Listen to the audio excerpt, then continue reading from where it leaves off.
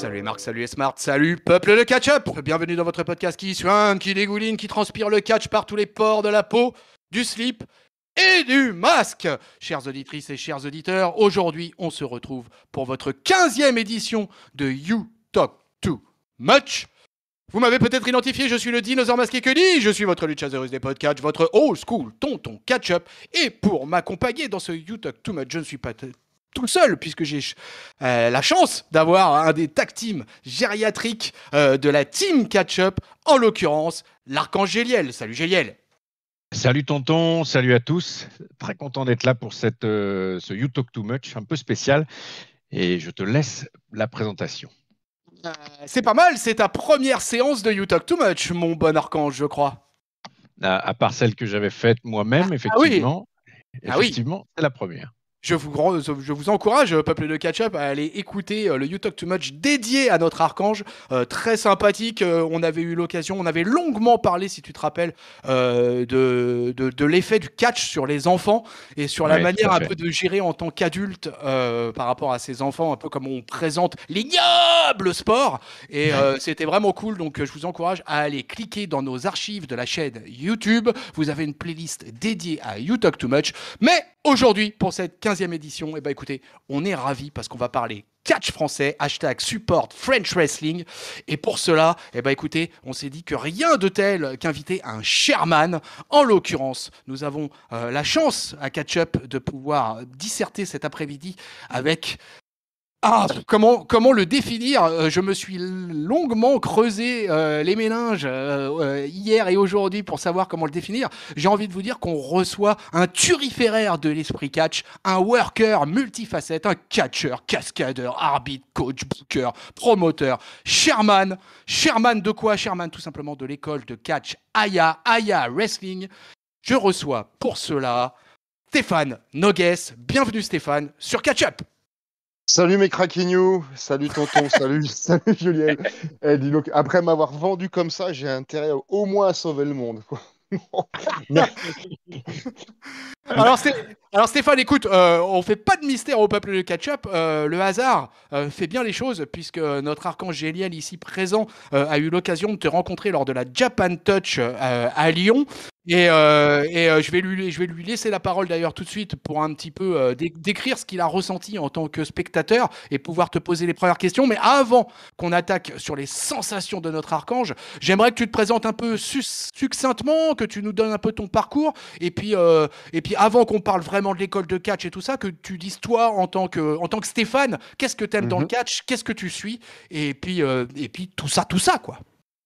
Yes, donc moi c'est Stéphane Nogues, effectivement directeur de l'école de catch Aya. Je l'ai fondé en 2011 pour mettre en place des catcheurs, des futurs workers sur nos shows, hein. J'ai fondé Aya juste avant en 2009 et puis après donc je faisais travailler les workers locaux, notamment par exemple pour n'en citer qu'un comme El Matador qui est en ce moment à la CMML, je crois, je sais plus où il est, au Mexico en ce moment. Et puis après, bon, il s'est fait le besoin, le sang, il s'est fait. Je vais structurer mon propos. Il s'est fait sentir le besoin de former des catcheurs à nous, et puis voilà. Donc ça fait depuis plus de 10 ans maintenant que je forme des catcheurs qui ont été luttés partout en France, en Europe. Il y en a qui ont été au Japon, aux États-Unis, au Canada, des choses comme ça. Ta carrière à toi, personnellement. Alors, j'ai commencé le siècle dernier, en 1998, à apprendre le catch pour devenir cascadeur, en fait. C'est-à-dire pour apprendre le jeu de scène, pour apprendre les chutes, pour apprendre les attitudes de combattant, etc., etc. Et puis après, voilà, j'ai fait ma carrière de cascadeur. Simultanément, j'étais ce qu'on appelle catcheur. J'ai été aussi formé donc par Cannonball et puis également par des anciens qui étaient bookés sur les mêmes cartes à l'époque que l'Ange Blanc quand il était vedette. Et bon, maintenant c'est des messieurs qui ont 77-80 balais s'ils sont encore en vie. Et donc j'ai été vraiment formé à l'ancienne, voilà, pour le catch. Et puis bah, c'est en cours de carrière que j'ai dû tout réapprendre à lutter à gauche, en fait, parce que les anciens, ils luttaient à droite. Et puis avec des termes, tu vois, par exemple, pour citer qu'un truc, le pal driver en français, c'est la prise de la carotte. Bon, alors voilà, il faut tout réapprendre, quoi. Et puis, ouais. Et puis je me perds toujours un petit peu. Voilà, donc voilà, je suis passé par la cascade parce que un catcheur, comme disait Feu Bellomo, un catcheur, c'est un acteur, un catcheur, c'est un acrobate, c'est un cascadeur. Donc On est... c'est vraiment quasiment le plus beau métier du monde. Voilà, j'en suis bien convaincu. Et alors toi, en tant que spectateur, quand tu regardes du catch, vers quoi tu te tournes? Ouais, et pendant des années, j'ai préféré de loin, mais vraiment de loin en faire plutôt que de le regarder. Oui. Parce que dans mon périmètre télévisuel, c'était Hulk Hogan, bon voilà, donc c'était très bien, il n'y a pas de souci, mais je préférais le faire. Et puis c'est quand j'ai découvert en 99 un table match, les Dudley Boys contre les Hardy Boys, Oh, oh, où t'as oh. Matt Hardy qui arrive déjà en boitant. Ah, c'est génial! Et puis j'étais cascadeur, donc j'étais à l'époque, j'avais 21 ans, j'ai plus 20 ans, et j'ai eu mon premier cachet professionnel de cascadeur à 18. Donc, je savais déjà que se balancer de haut dans une table, ça se faisait pas n'importe comment. Et ah ouais, mais c'est génial, mais moi, je veux faire ça. Donc, en audience, je peux pas cacher que je préfère les matchs extrêmes, quoi. D'accord, ouais. Après, tu apprends en devenant professionnel de la profession. Après, tu apprends qu'il faut le justifier par des storylines, pas le justifier par des gimmicks ou des choses comme ça. Mais Et du coup, toi, t'as déjà été impliqué dans des matchs hardcore, quoi? alors, j'ai appris à mes dépens qu'il faut bien différencier hardcore et extrême. Hardcore, les matchs hardcore, c'est amalgamé à du bloody, du sang et tout ça. J'en ai produit deux, des matchs bloody. J'en ai un très médiocre souvenir, j'aime pas ça du tout. En revanche, des matchs extrêmes, donc c'est-à-dire chaise, table, se taper avec des trucs. Enfin, oui, j'en ai fait quelques-uns, ouais, j'en ai fait quelques-uns. Mais toi, je fais, d'ailleurs, voilà, une fois encore à mes dépens, j'ai même fait des stages extrêmes où, ayant été cascadeur, pédagogiquement, je sais comment faire passer quelqu'un. À travers une table ou je sais pas quoi. Voilà, le préparer psychologiquement déjà, le préparer physiquement, techniquement, etc. Bon, je sais plus où je voulais en venir. Oui, j'en ai déjà fait. Et là, en 2022, pour le coup, est-ce que tu regardes du produit catch à la télé? Non, je ne prends pas le temps. Prends pas Je le ne temps, cache ouais. pas. Ouais, Ouais, ouais. je fais ce qu'on appelle une veille avec, je sais pas si je peux les citer, mais c'est un site partenaire avec qui on travaille, donc je Bien fais sûr une que tu peux les veille. citer. Ouais, donc chez Infolut. Et Ok. puis, comment? Non, non, j'ai dit ok, ouais, je connais bien, ouais, Infolute, ouais. Ouais, voilà, ouais, je fais une veille comme ça sur un ou deux sites ricains, et puis maintenant, je ne manque pas d'aller venir aux news sur Catch-Up. Ah, formidable. Ah, voilà. Écoutez ça, chères auditrices et chers auditeurs. Prenez de la graine. Alors, je reviens sur notre intro de départ et je vais donner la parole à Ouais. Géliel là, puisque bah voilà, écoute, on t'a découvert. Moi, je connais le monde un peu du catch français, mais je t'avoue que Aya Racing c'était un nom qui me parlait surtout parce que je vous connaissais sur Twitter. Je suis Ah, c'est génial. totalement honnête quoi. Ouais. Et du coup, mais la Twitter, ce qui est bien, c'est que ça aiguise la curiosité et que du coup, j'ai pu aller voir comme ça, découvrir un peu plus ta fédé. Et puis bah C'est voilà, c'est- c'est vrai que c'est oui, vrai que vas-y. on connaissait pas. Alors en fait, pour reprendre, pour revenir à la genèse, moi, je suis arrivé, enfin donc j'en ai déjà parlé dans le You Talk Too Much, et puis la communauté fait souvent, enfin je leur fais souvent référence à mon millénial Gaël, qui est fan de catch et qui est intervenu quelques fois aussi dans quelques reviews. Donc j'étais à la Japan Touch parce que ces enfants, entre ados et pré-ados, tout ce qui concerne la culture japonaise, ils sont très fans. Et donc on y Mhm. était pour tout ce qui était figurines, animés, etc., etc. Et puis il y avait une Ouais. petite partie Geek Touch avec des jeux vidéo, des vieux jeux vidéo, du rétro gaming comme on appelle. Donc avec Gaël, on se retrouve attiré par l'œil par un ring. Et donc notre sang n'a fait qu'un tour. On s'est évidemment approché.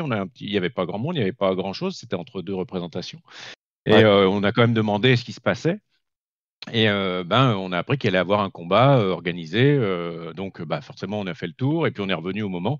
Et on a vraiment vu un showcase organisé avec un commentateur de grand talent dont tu nous diras le nom, Stéphane, avec Mhm. Stéphane justement qui officie en tant qu'arbitre impartial évidemment de la discipline, et puis deux catcheurs qui se sont donnés pendant 10-15 minutes devant un public chauffé à blanc par le commentateur. Un truc vraiment très, très, très sympa, avec du jeté par-dessus la troisième corde et tomber parmi quasiment le public, et etc. etc. Donc, au-delà du fait que fan du noble sport, on a quand même regardé de bout en bout sans en perdre une miette. À l'issue, je me suis dit bah, peut-être que du coup, ça pourrait être sympa pour les auditeurs de Catch-Up de voir avec Stéphane ou avec quelqu'un de Aya Catch s'ils pouvaient venir parler de l'école, du catch français, de l'organisation des showcases, etc., etc. Et c'est comme ça que j'ai pris contact avec Stéphane et qu'on en a parlé entre nous côté catch-up et qu'on a décidé de monter ce You Talk Too Much avec Stéphane d'Aya Catch. Voilà, c'est comme ça qu'on en est arrivé à ce You Talk Too Much. Voilà, Pablo le Ketchup, vous voyez, vous maintenant, on vous donne même la sauce interne de comment on s'organise On cache rien. pour pouvoir avoir de prestigieux invités à notre antenne. Et en l'occurrence, Stéphane en est un bel exemple. Alors, Stéphane, du coup, avant d'attaquer sur la formation, pour rester un petit peu sur la Japan Touch, Ouais. comment un promoteur comme toi, il se met à la colle avec les organisateurs d'un gros événement comme celui-ci? C'est de la démarche et de la prospection, c'est du travail pendant à peu près un an là, pour avoir ce qu'on appelle le contrat. Et puis je travaille avec la Japan depuis 2018, depuis 2019, depuis le 5 mai 2019 précisément. Ouais, Et c'est ouais. c'est ce que j'allais te dire. Il y avait déjà eu des shows sur les années précédentes. Moi, ce qui m'intéresse, comment tu fais le lien entre la Japan Touch, qui est un univers quand même bien particulier. Alors, cette année, il y avait la Geek Touch, c'était un petit peu particulier aussi, mais comment tu vends le truc, en fait, à des organisateurs qui sont dans un univers quand même ultra codifié, avec comment dire, des personnes qui viennent voir ça, qui sont pas forcément en attente, et qui sont pas forcément amateurs en plus. Comment ça, tu vends ça derrière toi? C'est un mélange de tout, donc effectivement de référencement hein, sur Internet, on va dire, c'est un mélange de tout, de référencement, de un gros travail de recherche pour savoir qui est le décideur ou qui sont les décideurs, et puis les contacter. Et puis dans tous mes contenus de motivation, etc., j'insiste particulièrement sur la persévérance et de ne jamais se faire oublier, notamment les workers auprès des promoteurs. Les promoteurs, c'est les gens comme moi, c'est les Vince McMahon et tout ça. Donc de ne jamais se faire oublier et de persévérer. Et donc c'est la même chose pour tout, hein, pour trouver un boulot en tant que tourneur-fraiseur, trouver un boulot en intérim, pour trouver un boulot, en fait, c'est la même chose partout.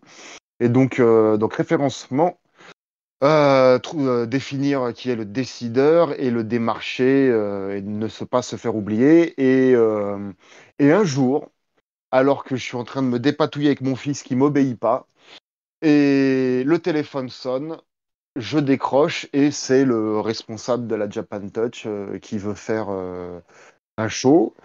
Et puis, simultanément, j'ai mon fils qui me fait vivre l'enfer en même temps au téléphone. Évidemment, c'est un appel téléphonique important pour moi. Évidemment, il faut qu'il me mette le feu. Et finalement, je crois que les choses doivent être écrites ou écrites. Je sais pas comment ça se conjugue. Les choses doivent être écrites parce que le fait que je m'en sorte pas avec mon gamin, lui-même étant un monsieur d'un âge mûr, je sais pas, ça l'a séduit. Je sais pas, je sais pas pourquoi. Et c'est parti comme ça, quoi. Et donc, on a fait une première presta, notamment, il y avait Aigle Blanc, il y avait Tristan Archer, j'ai fait venir Michael Colgeg, bon, c'est un lutteur UK d'énorme talent, Chris Jokic qui était venu aussi, qui d'ailleurs sera coach sur notre stage de juillet. Donc j'ai fait venir des bombardiers et puis ça a retourné la Japan Touch. Et en fait, oui, la Japan Touch, il y a toujours une part de l'audience qui se demande mais qu'est-ce que ça a à faire ici? Ouais, c'est Et ça. puis, mais la majorité de l'audience viennent voir du divertissement. Et donc c'est un divertissement comme un autre. Regarde, Tu étais à la Japan Touch et ça n'a pas empêché de voir des clones de Marty McFly, de voir des trucs, de voir des orques, de voir des machins et qui n'ont rien à voir avec la culture japonaise, quoi. Et ça, c'est intéressant. C'est vraiment l'angle, effectivement, entertainment, quoi. Vraiment qui prime. Et effectivement, c'est déjà un peu plus universel que l'univers japonais. Pas ou animé ou de la Japan Touch. Et c'est vrai que c'est le bon angle. Et je confirme, il y avait vraiment de tout autour du ring. Il y avait des gars déguisés, il y avait des Pikachu, il y avait un peu n'importe quoi. Et vraiment le point commun, ça a été que tout le monde a hurlé quand il fallait hurler, a boué quand il fallait bouer. Enfin, Ouais. c'était vraiment, Et, vraiment très et, sympa, hein. et donc aussi de savoir s'entourer des bonnes personnes. C'est-à-dire, bah, tu l'as dit toi-même, le commentateur, en fait, il fait pas que commentateur, hein. Déjà, il fait chauffeur de salle, il fait Oui, annonceur, et après, il fait commentateur. Comment il Et s'appelle? il s'appelle Quentin Godon, et qui d'ailleurs va faire des stages d'ailleurs en tant que pour apprendre à speaker, commenter d'ailleurs. Ça passera par notre intermédiaire. Et puis, et depuis qu'il bosse avec nous, il trouve des bookings, quitte à aller commenter pour des salons de l'auto, mais de l'auto, le véhicule, voiture, mais c'est du boulot, hein, tu vois, donc c'est très bien. ouais, il Et, a euh, un vrai talent, hein. et, Ça passe vraiment bien, hein. et je leur ai dit aux workers, vous vous rendez pas compte. Parce que trouver un speaker de grand talent en France, il faut se lever tôt. Là, bien sûr, ils ont le match à faire, mais il vous a préparé le terrain au moins à 80%. Vous n'avez presque plus rien à faire maintenant, entre guillemets, bien sûr. Mais les lutteurs n'avaient plus qu'à lever un bras et enfin, un Ah, mais chauffeur c'est comme ça, ça. hein. Dès qu'ils sont arrivés, que ce soit El Diablo ou son adversaire, dont Mhm. j'ai bouffé le nom, à leur arrivée, ça a suffi effectivement parce que tout le monde se mette à hurler, à crier dans tous les sens, et c'était vraiment très très sympa. Vraiment, vraiment très très sympa. C'est ça, hein. Et puis c'est des shows. Tu sais, c'est des shows, il y a, je sais pas, tu vas peut-être me le confirmer, c'est difficile à dire la jauge de personnes qu'il y a autour du ring. 1500, 3000 personnes, j'ai du mal à savoir. En tout cas, Je sais pas du tout. J'ai regardé la vidéo ce matin. Ouais, moi j'estimais à peu près à 2000 personnes, mais à la louche comme ça. Bon, j'ai un peu l'habitude des jauges comme ça, mais ouais, moi je te dirais à peu près 2000 personnes. Mais moi alors moi pour le coup j'étais pas présent à la Japan Touch, hein. On avait l'archange Géliel pour nous représenter, ouais. mais j'ai regardé les vidéos des matchs et tout ça. Moi je t'avoue que j'ai été vachement impressionné quoi, hein. Le commentateur Géliel m'avait prévenu et je lui ai confirmé que ouais le mec était bon. Les catcheurs, moi j'ai trouvé ça pas mal. J'ai vu un match féminin aussi, Mila versus Stéphanie, je crois, que j'ai trouvé de Ah oui, super bonne qualité. Et au passage, quel beau nœud papillon, mon cher Stéphane. Euh, j'alterne entre nœud papillon et le zèbre, oui. J'ose imaginer que pour un gars comme toi, avoir un retour comme ça de ce qui s'est passé à la Japan Touch et d'avoir un tel public, même si c'est pas un public de connaisseurs, c'est quand même vachement gratifiant et c'est une belle mise en avant pour ton école de catch. Non, mais c'est évident, c'est évident. Et d'ailleurs, je voulais, en fait, alors j'ai une pensée en arborescence, donc je m'en vais toujours dans tous les sens. Mais Pas grave. par rapport à ce que tu disais, et le talent du commentateur et le talent des catcheurs. On arrive à la Japan, c'est ce qu'on appelle un public froid. C'est-à-dire ils Ouais. sont là, mais ils sont surtout pas là pour toi. Et il faut que tu transformes un public froid. Et c'est le cas quand on fait des shows. Je m'adresse à mes amis catcheurs et workers. C'est le cas quand on fait des shows à Arras, Terre en Fête, ou au Salon de l'Asperge, au fin fond de la Pampa, sur un public de brocante ou de foire. C'est un public froid et qu'il faut transformer en public chaud. Et là, en l'occurrence, à la Japan Touch, Quentin arrive à les transformer en public bouillant, incandescent. Et, C'est euh, ce que et j'ai vu, ouais. ouais, et c'est un énorme travail derrière, hein, déjà donc, bah, comme tu as compris, d'avoir le client, et après d'avoir les lutteurs, enfin, voilà. Et donc, quand De ça finit construire le en, produit derrière, quoi. voilà, et quand ça fonctionne auprès de l'audience, la première récompense, elle est là, et puis après, il en découle la communication, ce qui fait que je suis invité aujourd'hui sur Catch Up, You Talk Too Much, et ça, c'est vraiment formidable. Il y a plein d'opportunités qui s'ouvrent derrière, c'est vraiment génial. Mais à condition mais que tu offres un produit C'est ça, de c'est ça. de C'est parce que le qualité. produit est de qualité, exactement. Mhm. Voilà. Et là, on en revient aux professionnels de la profession, et c'est ce qui manque à notre beau catch français. Et ben, d'ailleurs, j'en parle dans un livre que je suis en train d'écrire, c'est que les anciens n'ont pas fait la passation de savoir, en fait. C'est ça le problème, en fait. Ah, c'est marrant parce que tu vois cette pensée-là, Christophe Ajus l'a eu dans notre édition numéro 14. Elle est en ligne, allez-y. Ah, Euh, juste et, avant moi, et d'accord. ouais, et on a parlé avec lui justement du catch français, de l'évolution, du fait que le catch français il est un peu disséminé. C'est un catch de territoire finalement. On est un petit peu, nous en France, on en est encore un peu à la mode NWA, tu vois, du catch de territoire des années 70 aux États-Unis, quoi. Et c'est vrai que Pas faux, ouais. c'est compliqué. C'est vrai que pour le catch français, il y a une certaine difficulté à avoir une unité, quoi. Mais ça, on aura l'occasion d'en reparler. Écoute, là, Ouais, moi, ce que j'aimerais, c'est qu'on se recentre sur ton école. Et ouais. donc, il y a plein de trucs qui m'intéressent, plein de trucs que j'aimerais savoir. Donc, alors Mhm. déjà, j'aimerais savoir combien tu as de licenciés. Et j'aimerais savoir que tu nous expliques un peu comment ça se passe, le fonctionnement d'une école de catch, les entraînements, l'organisation des shows, la promotion, etc. Comment un chairman comme toi, eh ben, il organise tout son bousin. J'espère, de ce que j'ai l'impression de voir, apparemment, tu as l'air de rencontrer un certain succès. Donc explique-nous un peu tout ça, quoi. Bah déjà, sur le succès, hein, c'est toujours aléatoire, c'est des hauts et des bas, et c'est surtout énormément de travail. Ouais. Notre belle société actuelle nous fait croire qu'on peut avoir plein de choses sans rien faire. Non, non, il faut beaucoup, beaucoup, beaucoup travailler. Tac, à tac.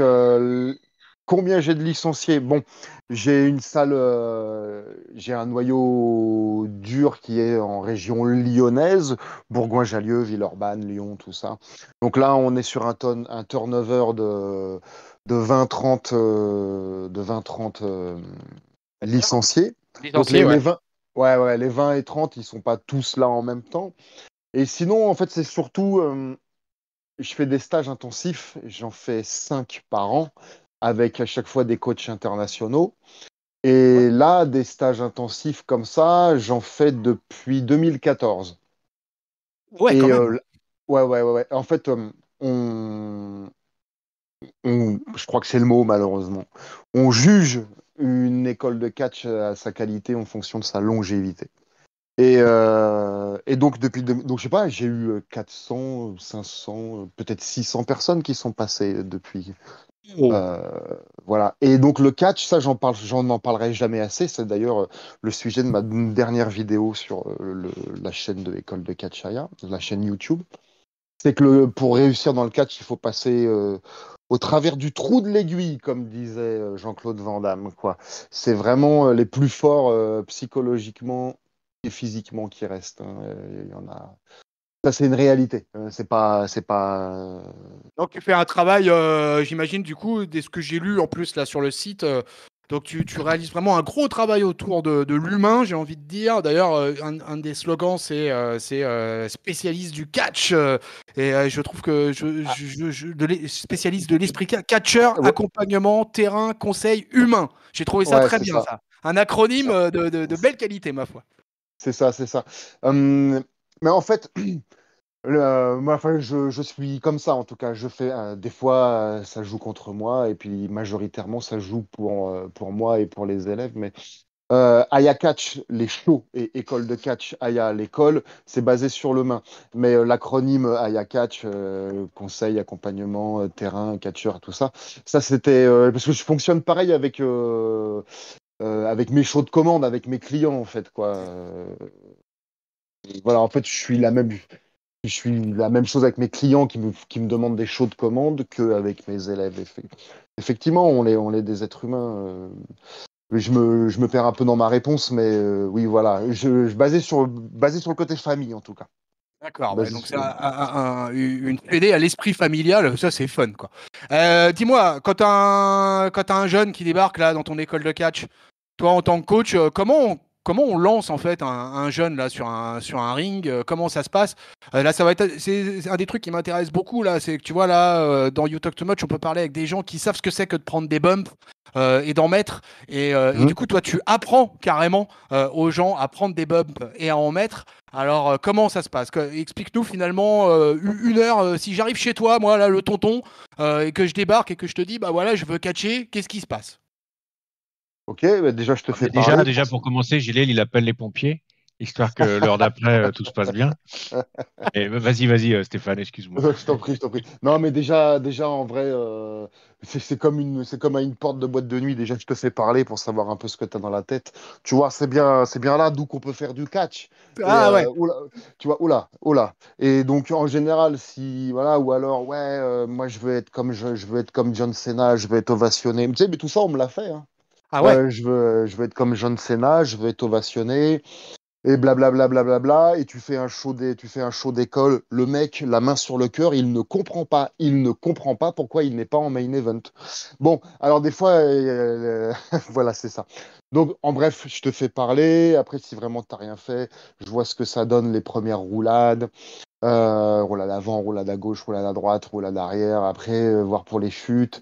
Et puis, tout simplement, comme ça, je vois comment les gens se comportent avec leur corps. Ah Majorité ouais. des gens ne connaissent pas leur corps dans l'espace. Oui, oui, la Or, proprioception, ça s'appelle. C'est la capacité, ex- voilà, la capacité à mouvoir son corps dans l'espace sur un exercice demandé. Donc ça, c'est de la proprioception. Et bah, en fait, écoute, je m'attendais quasiment, carrément à ce que tu dises ce genre de choses, parce que je pense que mais dans le catch, c'est un des trucs les plus importants. c'est ça. Et donc, et de ça, en découle la sécurité de ton public, des techniciens et de ton partenaire, donc c'est-à-dire de ton adversaire, de ton partenaire et la tienne. Et donc moi, pour celles et ceux qui ont fait des cours avec moi, ça c'est la sécurité et c'est la sécurité qui est prioritaire. Et donc la proprioception, c'est mon point d'orgue, on va dire quoi. Et puis après, il y a un autre cas de figure, c'est qu'il y a il y a des jeunes gens qui savent faire un triple salto arrière ou ne serait-ce qu'un double, mais roulade à gauche avant, il n'y a pas Ah, moyen. Ou roulade arrière à droite, il n'y a pas moyen. Mais les petits choux, mon craquignou, si tu veux être pris en tryout, c'est-à-dire en casting, mhm. ils vont pas à la VVE, je sais pas quoi, ou ça. Ils vont pas te demander de. Tu seras pas pris sur un triple salto arrière. Tu seras pris sur la façon dont tu vas prendre un, un arm drag proprement et la façon dont tu vas partir à ton bump proprement. Tristan Archer, quand il avait fait le cruiserweight, je sais pas quoi, d'il y a quelques années, là, ça vous dit quelque chose, ça? Il avait fait le tournoi cruiserweight, il avait fait un Ouais, match. classique, ouais. Ouais, voilà. Il a été pris parce qu'il a bumpé correctement sur un simple arm drag. Point. D'accord.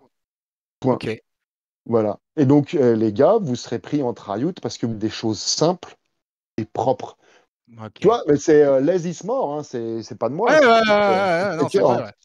Ah, C'est, c'est- tu parles de Tristan, on l'a reçu aussi également à Catch Up, Ouais. et donc tu as bossé avec lui sérieusement. Alors moi Tristan, hein, c'est un peu, pour moi, c'est un peu notre Tristan national, quoi, parce que Mhm. pour moi, c'est le catcheur français du 21e siècle.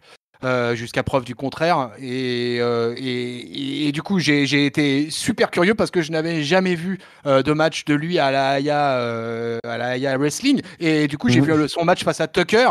Alors bon, Mhm. super qualité. Je ne connaissais pas l'adversaire et l'adversaire était de super qualité en plus. Donc comment un mec comme toi, quand tu as un Tristan Archer là qui débarque dans ton école de catch, ça doit quand même faire un peu mettre des étoiles dans les yeux de tes comment dire de tes Ouais. apprentis. Ouais, ouais.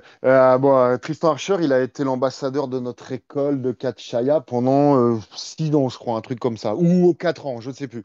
Et puis, ça fait bien quelques années, je crois que j'ai fait travailler Tristan pour la première fois en 2013, je crois. Bon, et en fait, moi, j'ai commencé à produire à des shows de commande, tout ça, nanana, et j'ai pris des premiers workers que j'ai pu m'offrir. Des workers, c'est des catcheurs, hein. Et puis après, quand il y avait un peu plus de budget, j'ai pu commencer à prendre des catcheurs d'un peu plus de premier plan. Donc Tristan Archer, la belle Shanna qui s'était illustrée déjà à l'époque à la TNA, à la CZW et depuis lors qui a été à la AEW.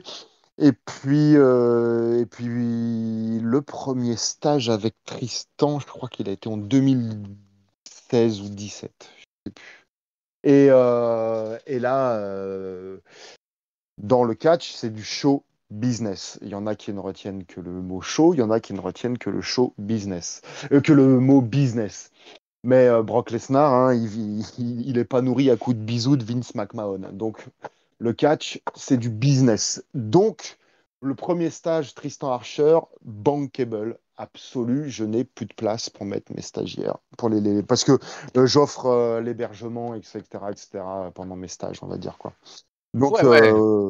gros carton, le premier stage avec Tristan Archer.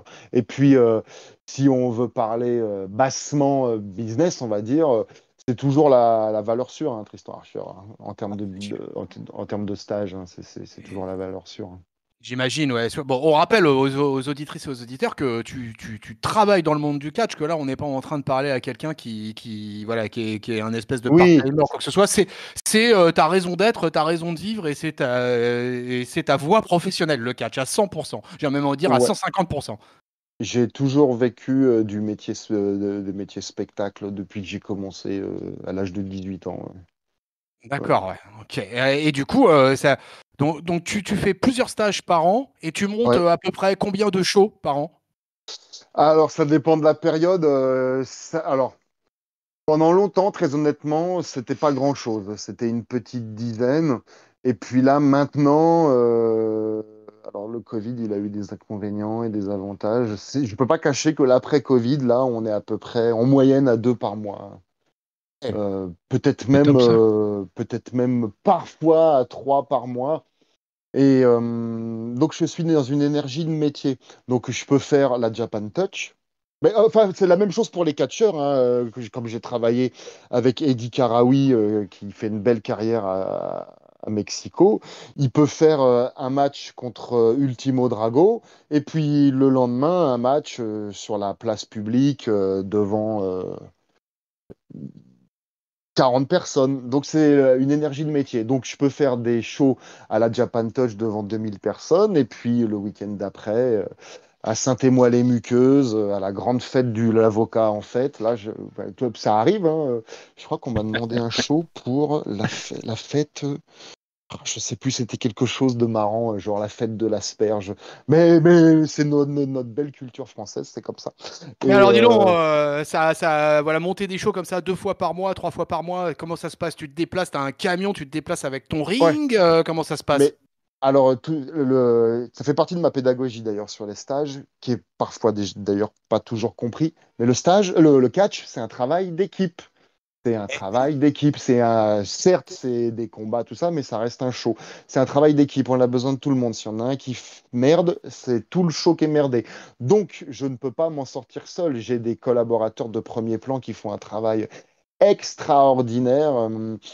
Sur la logistique, sur booker les avions, booker les salles, booker les camions, les piou-piou qui s'occupent des réseaux sociaux et des choses comme ça, tu sais. Et Ton budget, donc, le budget d'Aya Catch à l'année, c'est quoi, grosso merdo? bah, Tu sais pas? c'est plusieurs, c'est plusieurs milliers d'euros, plusieurs milliers d'euros forcément quoi.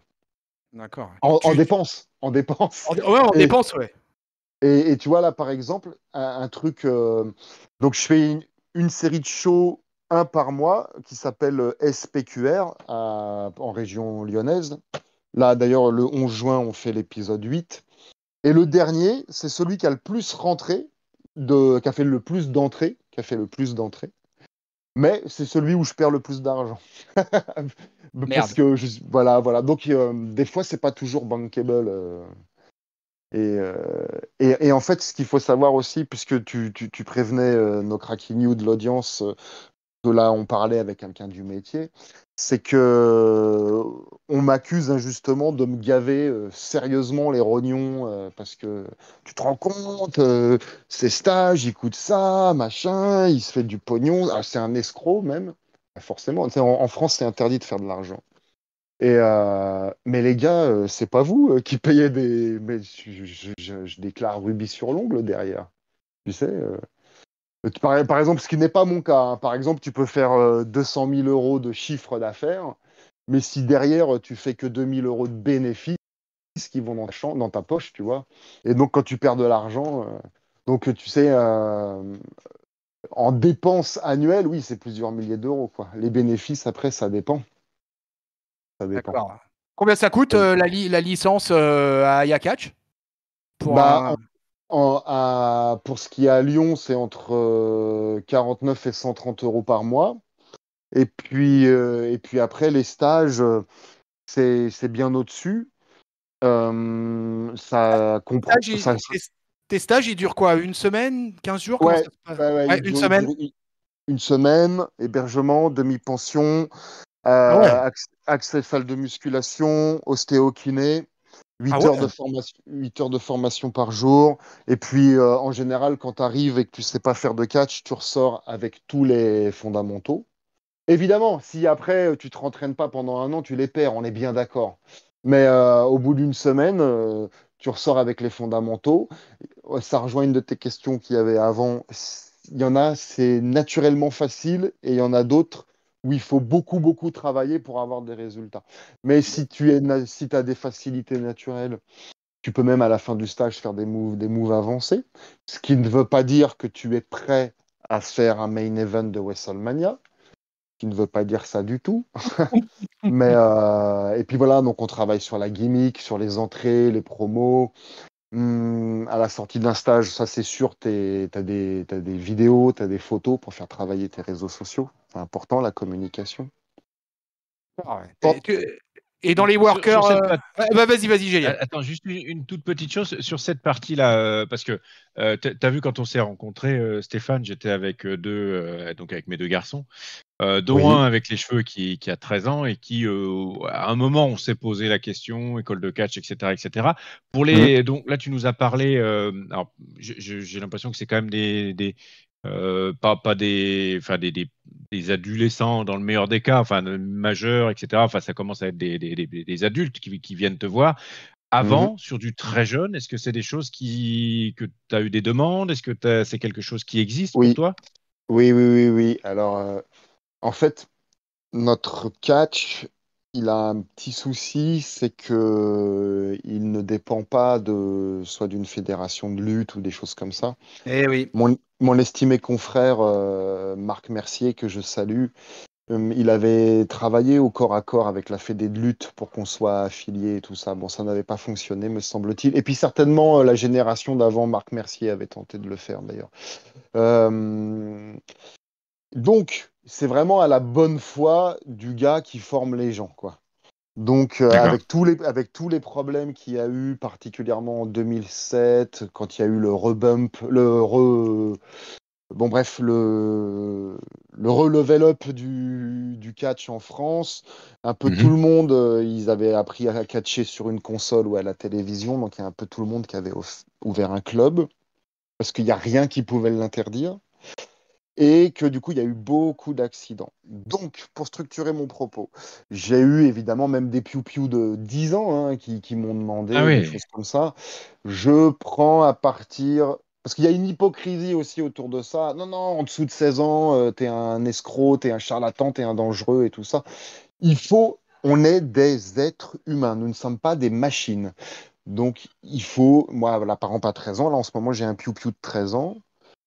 Voilà, Ah mais oui. voilà, c'est ce que je disais. Tu le fais parler, voir si dans la tête ça fonctionne à peu près bien. Tu lui fais faire des roulades.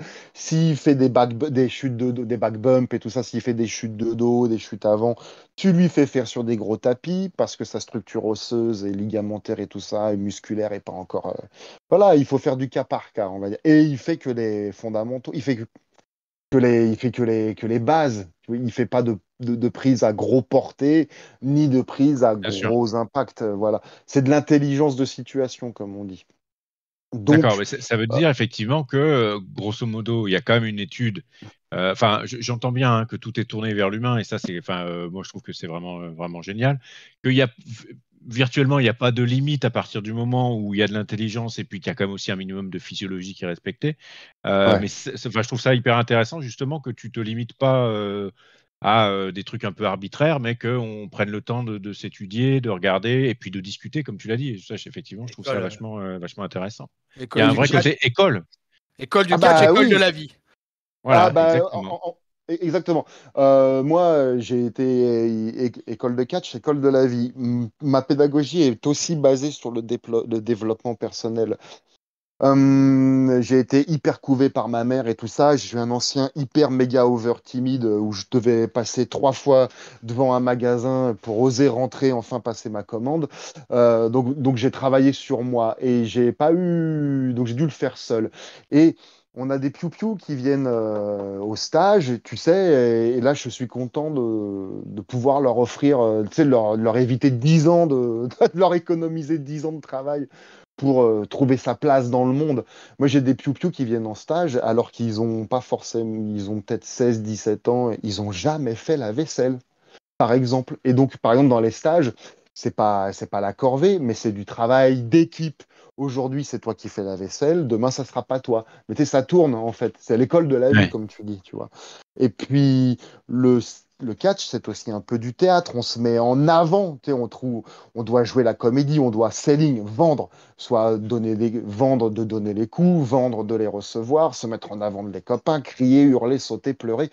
Et donc ça, tu dois te mettre en avant devant les autres. Et ça, c'est un développement, mon pauvre, parce que tu dois affronter l'œil extérieur qui, soit, on a toujours peur d'être jugé, mais c'est une école, c'est ce que je dis.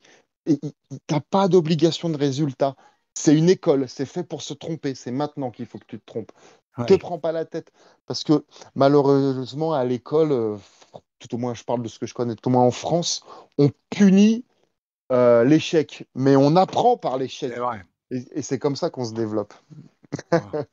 Ok. Je suis totalement d'accord avec cette idée-là, quoi, de toute façon, quoi. Et j'aurais du mal à comprendre, en fait, finalement, dans une école, euh, pratiquant un sport, quel qu'elle soit, que justement, on mette pas en avant ça, quoi. Il faut que tu échoues. Il faut que tu échoues, en fait. Si tu échoues pas, ça va pas. Il faut que tu connaisses la sensation de l'échec, quoi. Et là, on Ah parle oui. de l'ignoble sport, qui est une discipline extrêmement particulière, qui mélange le théâtre, le nawak, le sport de combat, la cascade. Et moi, un truc qui m'intéresse en particulier, c'est, tu en as un petit peu parlé, là, tu as commencé un petit peu à mettre des pistes là-dessus, c'est Mhm. comment tu... comment expliquer ça? Comment tu travailles avec tes catcheurs, on va dire avec des catcheurs un petit peu plus confirmés, sur tout ce qui est l'aspect justement théâtral, mix skill, le fait d'avoir, tu vois, voilà, le catcheur qui rentre sous le titantron, voilà, on arrive assez vite à déterminer finalement le charisme et sa capacité à être un acteur, parce que c'est de l'acting. Et donc j'imagine que toi, tu dois avoir des ateliers qui sont spécifiques à ça? Oui, tout à fait. Alors, si c'est pas par moi, c'est par les coachs que je fais venir. Je l'ai fait faire par James Drake, qui est à NXT quelque chose, je sais plus quoi. Je l'ai fait faire par Tom Laroufa, par Paul Ouais. Gallagher, ou par moi-même ou par d'autres coachs, peu m'importe. Donc des ateliers d'entrée, effectivement. Comme dit le dicton, l'entrée, c'est 80% du business, hein.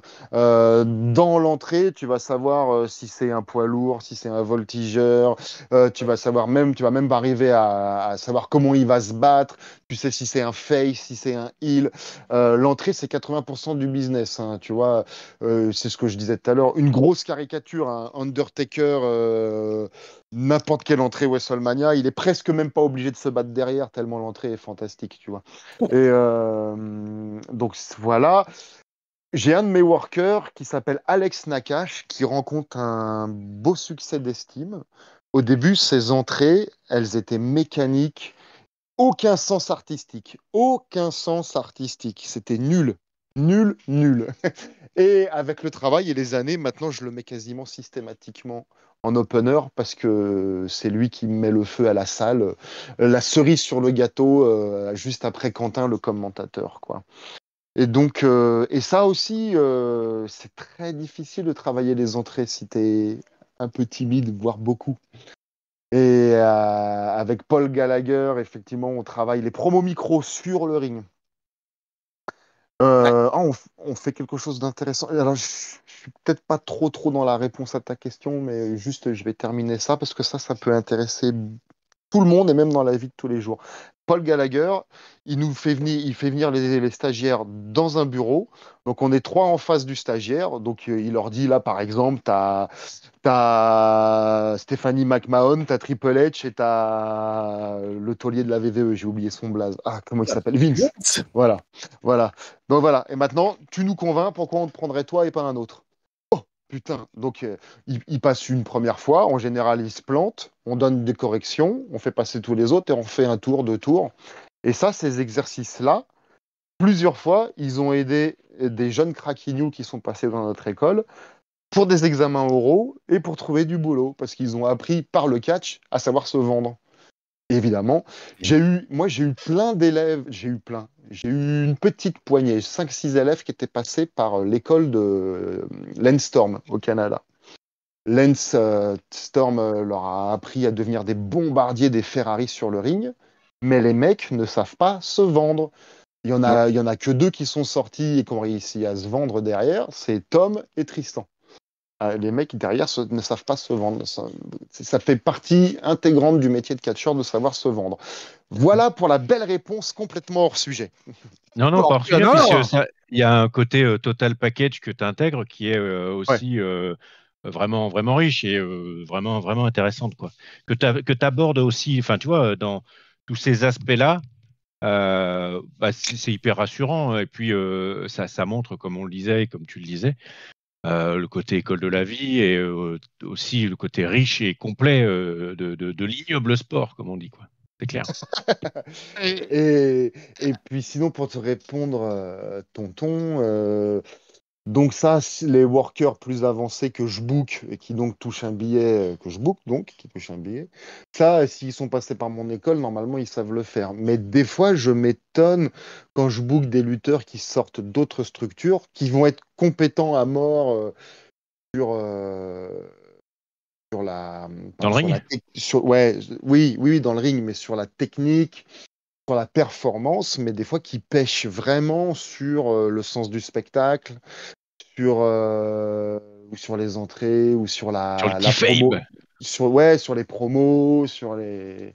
Bah, quoique là, depuis 2 ans, notre beau catch FR commence à faire des progrès sur les promos, mais je pense que.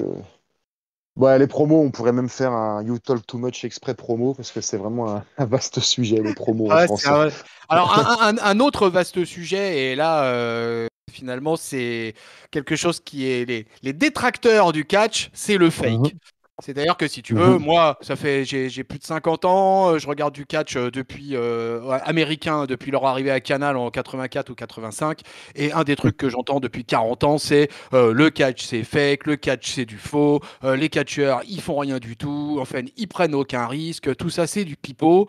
mhm. Alors moi, j'aimerais bien que tu dises à l'antenne, même à des auditeurs nouveaux qui débarqueraient là, c'est explique-nous le fake. Eh ben en fait, c'est pas du fake parce que les catcheurs, ils mettent véritablement leur santé en danger sur le ring. Et moi, j'aimerais bien que cette espèce de fumisterie sur le catch tombe et rien de tel qu'un directeur d'école de catch pour en parler. Ben oui, parce que c'est vrai que c'est hyper frustrant, parce que si tu voyais les radeaux de mon dos, on croirait la face cachée de la Lune, ben évidemment.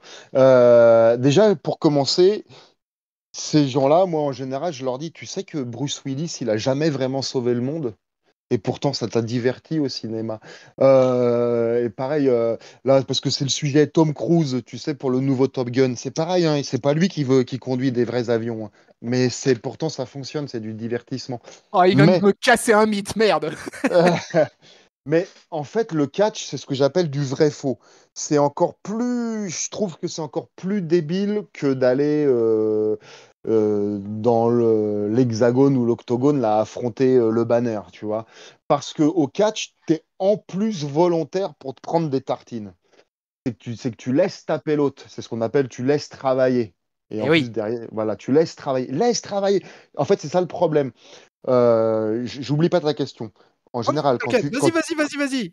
quand tu formes un mec qui est sorti des arts martiaux ou un combattant, en général, c'est plus compliqué d'en faire, c'est vraiment compliqué d'en faire un bon catcheur Parce qu'il est habitué à se protéger, il est habitué à bloquer, il est habitué à tartiner, il est habitué à protéger son visage, alors que le catch, c'est tout le contraire. Il faut s'ouvrir, il faut faire voir sa gueule, il faut faire des grands mouvements. Pour la dimension spectacle, il faut faire des grands mouvements. Il faut faire voir son visage parce qu'il faut que les caméras, le public, les appareils photo voient ton visage en train de souffrir, en train de se prendre une mandale. Et donc, tout ça, c'est des. Donc, tu es volontaire pour te prendre des coups. Ce sont des vrais coups. Ce ne sont pas des coups dans les articulations. Par exemple, la mâchoire, sur les épaules, tout ça, ou dans la glotte. Ce sont des vrais coups sur les parties charnues. Par exemple, dans le muscle du cou, sur les trapèzes, sur les pectoraux. Mais rien que ça, déjà, tu sais, sur les pecs, c'est les fameux atémies ou les chops, là. Voilà, c'est ça. Mais ça, rien que ça, tu divises par deux le nombre de personnes qui peuvent les tolérer, quoi. Ouais, carrément, tu divises Et, par deux, ouais. voilà, mais je sais pas si tu t'es déjà pris un lariat. Un lariat, c'est une sorte de corde à linge de clothesline, mais puissance Mach 2. Mais un vrai lariat, bah, ça Là où tu t'emporte fais un vraiment. 3-6 sur toi-même, là, c'est celui-ci, là, c'est ça? Ouais, quelque chose comme ça, ouais. Et donc, c'est l'impact, certes. Je te fais simple, aller dans les pecs, mais ça t'emmène vraiment au sol et tu as intérêt à avoir bien bouffé des centaines et des centaines de chutes de dos derrière si tu veux pas te cogner la tête, quoi. Donc, et puis, et les chutes de dos, c'est pareil, c'est une vraie impact sur le dos. Il y a des années de ça, quand Cannonball me formait, il y avait un mec en Aikido, un artiste martial, ultra méga ceinture de je sais pas quoi d'Aikido. Aikido, le sport de Steven Seagal. Et lui, il venait pour apprendre la chute de dos. Et il n'y est jamais arrivé. Alors que c'était un artiste martial et tout ça. Si le catch, Et- c'était facile, simple, c'était du chiquet, mais vous tapez pas vraiment. Si le catch, c'était simple, tout le monde le ferait. Ouais, Et puis oui, c'est ça. En plus, tu es volontaire pour aller à la chute, pour te laisser taper, pour aller à la chute. Moi, j'ai été cascadeur, mais c'est le catch qui m'a blessé le dos à 2 ou 3 reprises, et pas la cascade. Ah, tu t'es fait des grosses blessures au cours de ta carrière? Oui, à l'entraînement. Ah ouais, À ah l'en- merde. à l'entraînement. Mais c'est ce que dit le dicton. Et d'ailleurs, Rey Mysterio en est la preuve vivante. Il y a un dicton qui dit, tu te blesses en apprenant, et après, tu travailles avec ta blessure. Rey Mysterio a fait toute sa carrière avec un genou en guimauve. C'est Et vrai, je confirme. ce qui le sauve, c'est qu'il doit être petit de taille. Tu vois, des géants comme qui sont blessés à la même zone, des géants comme Kevin Nash, bah, tu vois, tout de suite, c'est beaucoup plus handicapant, quoi, quand tu es blessé au genou. Bon, bref. Et Non, mais ouais, c'est donc, bien, c'est super intéressant ce que tu expliques là. Et parce que du coup, ça rejoint aussi un autre truc, c'est que tu parles prendre des coups sur. Je sais pas, pour toi, le fait qu'un catcheur, une des grosses qualités de catcheur, c'est justement le selling. Parce que ouais. quand on prend des coups, comme tu dis, etc., comment tu repères c'est quoi ton truc finalement pour te dire, ah putain, ce jeune-là, là, il a un bon selling, là, il a une belle capacité à encaisser les coups. Euh, Tu vois, et je sais pas quel est ton feeling en fait sur ce genre de truc. Par rapport quoi pour déceler un catcheur qui me plaît bien, que je vais faire Ouais, ouais, voilà, travailler. ouais. Ouais, ouais. Ouais, un talent, ouais. Ouais, mais en fait, c'est déjà ne serait-ce qu'à la. Alors, hum, peut-être que vous et moi, on voit pas du tout le monde pareil en termes de catch. Peut-être, je ne C'est sais pas. possible. C'est possible. Euh, c'est ce que je dis souvent à mes apprentis catcheurs. Une fois que vous savez être bon dans le ring, le plus simple est fait. On s'en fout en fait. Le plus simple est fait. Ce qui compte pour travailler, pour être booké, c'est la politique. Moi, par exemple, si le mec est moyen dans le ring, mais qu'il est. Je sais pas comment structurer mon propos. Investi, impliqué. Ouais, voilà, et c'est le premier contact, la façon dont il dit bonjour, la façon dont il te serre la main, la façon dont il se comporte avec le vestiaire, la façon dont il se comporte, la façon dont il est. Une fois, je book un catcheur, j'arrive, mais je suis pas le Messi, hein, j'ai pas ouvert la mer Rouge, hein, tu vois, mais j'arrive, enfin, je suis celui qui l'accueille en tout cas. J'arrive et il décolle pas. Moi, j'en ai rien à cirer que tu sois plein de muscles et que tu sois un nom ou je sais pas quoi. J'arrive et il décolle pas sa tête de son portable. Ça a été tout de suite. Alors derrière, il a fait un super match contre un chef de file français. Il a fait un super match. Mais rien à branler, tu reviendras plus jamais chez moi. Alors moi, je suis peut-être un petit peu old school sur la politesse, on va dire, quoi. Et puis après, ce qui compte, et ça, je m'adresse aux amis workers, ce qui compte sur un promoteur aussi, c'est très important, c'est l'audience qui vous suit. Parce que le promoteur, la structure, la fédération, par votre intermédiaire, elle va pouvoir briller par votre intermédiaire, par votre lumière. Donc ça pèse, enfin, moi en tout cas, ça peut peser dans la balance. Si je boucle lui, il est peut-être moins performant dans le ring, mais il a une communauté, je dis un chiffre au pif, de 35 000 personnes qui le suivent, par exemple. Ça pèse dans la balance, quoi. Et Ça me- Vas-y, Quand, Gaël. quand, quand tu dis ça, c'est des références et des notions qui sont liées à l'engagement. Le gars qui est là, mais sans être ah, vraiment là. Et ça ramène encore une fois à ce que tu disais sur la partie humaine, sur la partie vie.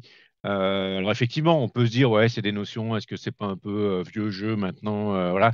Sauf que derrière l'engagement, il y a aussi l'engagement vis-à-vis du boulot, vis-à-vis des gens, vis-à-vis de tout un tas de choses. Et voilà, je ne suis pas persuadé. Alors, on l'a dit en début de review, hein, on a un âge avancé avec Tonton, donc on a peut-être des références qui sont plus tout à fait celles de maintenant.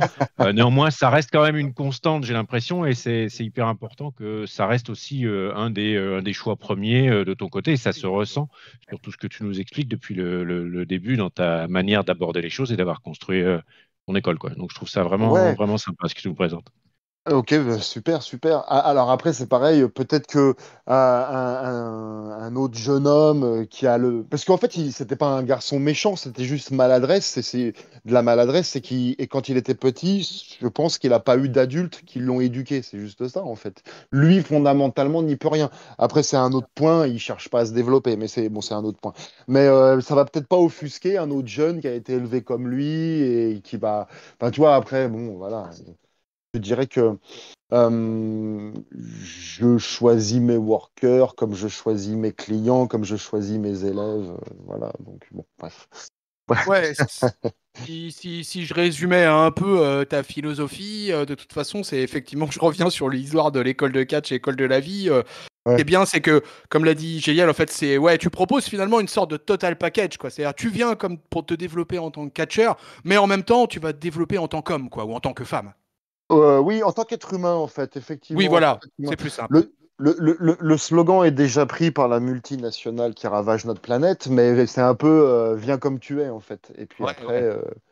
Et puis après si tu veux être aidé, si tu veux être aidé, et si tu comprends qu'on essaie de t'aider, eh ben, tu vas y arriver. Si tu veux... Et après, il y a des gens qui veulent pas être aidés, hein. Bon, je pense qu'on en a tous rencontré. Ou qui comprennent même pas que tu essaies de l'aider, en fait.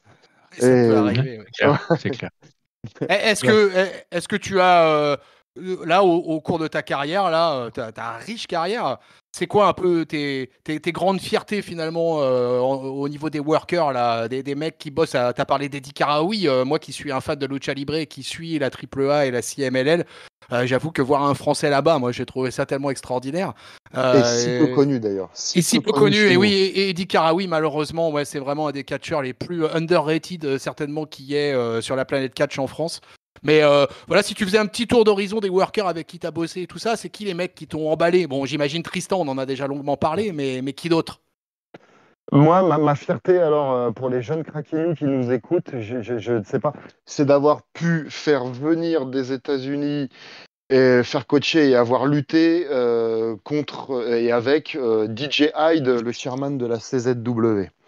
Ça, Carrément. euh, ça c'est ma grosse fierté professionnelle et personnelle. Parce que bon, grosso modo, on a le même âge, on faisait le même métier. Sauf que lui, vu qu'il était sur le continent américain, bah, il a pu le décupler, on va dire, parce que la demande est beaucoup plus forte. DJ Hyde, taulier de la CZW. CZW, c'est une fédération de catch, c'est dans le top 5. Enfin, peut-être moins maintenant, je ne sais plus, mais dans le top 5 des fédés américaines, voire mondiales, qui était réputé pour faire de l'extrême bloody hardcore, deathmatch et tout ça, mais qui ne font plus que ça. Et DJ, lui, il en a fait plein de deathmatch. Et C'était très amusant. Je le voyais coacher sur mon ring. Ah, j'étais super fier. Je le voyais coacher sur mon ring et je le vois. Sa carrosserie, il a des rayures partout. Il a des petites et grosses cicatrices partout, le gars. Et ma plus grosse fierté, c'est d'avoir travaillé avec lui. Et l'anecdote sur l'ATMI, donc il y a une règle de 3 sur quand tu te prends des coups dans les phases de hit dans les phases de hit, soit tu prends un coup, ou si tu enchaînes un deuxième, ça veut dire qu'il y en aura un troisième. Et notamment, bon, les ATMI, tout le monde sait, tu t'en bouffes un en général, le public, si c'est un peu smart, il fait one more time, donc tu es obligé de l'écouter. Et donc tu t'en prends un, et si tu t'écrases tout de suite par terre, ça empêche de travailler, et ça veut dire que tu es un gros fragile. Tu vois, il t'en met un, ça veut dire que tu tiens pas sur tes jambes, t'as rien à faire. Et donc DJ Hyde, pour ceux qui ne connaissent pas, c'est un gaillard d'1,90 m qui doit bien faire 150 kilos, quoi. Il me claque un atémi, impossible de retenir la douleur. C'est filmé, hein. Je tombe à genoux de douleur immédiatement. Et puis, vu que le public a quand même crié One More Time, j'ai dû m'en bouffer deux autres au même endroit. La douleur absolue. Mais c'était cool. Et DJ Hyde, très, très, très ricain, quoi. Il DJ, avait. Ouais, vas-y. DJ Hyde, t'as raison, c'est un monstre, hein. Il fait 1,93 m et 135 kilos, Ah exactement, quoi. bah, et mon pote, je l'ai pas le drivé, et t'as intérêt à savoir ce que tu Ah fais, hein. ouais, Parce qu'il faut putain, pas que ça glisse. tu l'as pile drivé le DJ Hyde, Ouais, carrément, sur une chaise, ouais. Sur une sur une chaise, ouais. chaise. Et, Énorme. donc c'est cool parce que j'ai fait une interview de lui qui est sur la chaîne de École de Catchaya et qui est vraiment, si tu es un apprenti catcheur, va écouter cette interview de 45 minutes, tu vas en apprendre sur comment devenir catcheur. Et C'est bête, je vais aller écouter ça. ouais, ouais, ouais. Et je sais plus, je l'ai pas le drivé, tout ça, tatati. Ouais. Et il disait, mais en France, personne ne vous connaît, personne ne sait que vous existez. Waouh. Donc toi, ça motive en plus pour mettre les bouchées doubles pour le catch FR, quoi. Et bon, bref, moi, le petit français et tout ça, qui connaissait pas à la base, bah, j'étais content. Il m'a fait confiance, tu sais, parce que je pouvais lui briser sa vie avec un pas le driver raté. Et donc, il m'a fait confiance, c'était cool. Donc, ça, c'est ma plus grosse fierté. Après, Tristan Archer, oui, Tom Laroufa, c'est vraiment une personne très intéressante à discuter. Mais c'est toujours J'aimerais bien. pareil. C'est J'aimerais des bien grands. l'avoir sur la chaîne, Tom, à l'occasion. Ouais, alors tu prévois à peu près un cadran horaire de 4-5 heures. Euh, quand il commence à parler, en fait, Tom, il parle beaucoup, tout le temps, mais c'est jamais redondant, c'est jamais ennuyeux. Ouais, j'ai déjà eu C'est l'occasion de l'écouter à plusieurs occasions.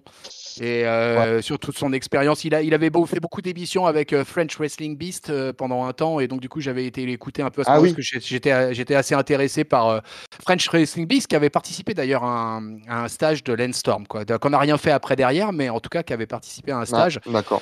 Et Tom Laroufa, donc je l'ai écouté à ces occasions-là, quoi. Et effectivement, il a un sacré bagou, quoi. Donc Ouais. ça peut être un type intéressant, quoi. Et bah, mais bon, du coup, je me recentre sur toi. Et alors là, sur cette histoire de DJ Hyde, en plus, je reviens pas parce que je connais un certain Cody McWade des rebuts du catch et accessoirement commentateur de la Rix Catch, Mhm. qui est un fan absolu de la CZW. Donc, Ah ouais. comme je sais qu'il nous écoute assez régulièrement, je pense que quand il va t'entendre parler de DJ Hyde, il va tomber de son fauteuil. Ah, mais en fait, avec DJI, on fait le même métier, on a le même âge, on s'est parlé, vulgairement, on s'est senti le cul et on s'est trouvé, on s'est bien entendu. Et puis c'est qu'après, c'est comme tous les métiers du show business, on n'a pas gardé forcément contact. Et puis je voulais le faire revenir, mais tu sais, le faire venir des États-Unis, mon pauvre. Mais la vie est longue encore. Ouais.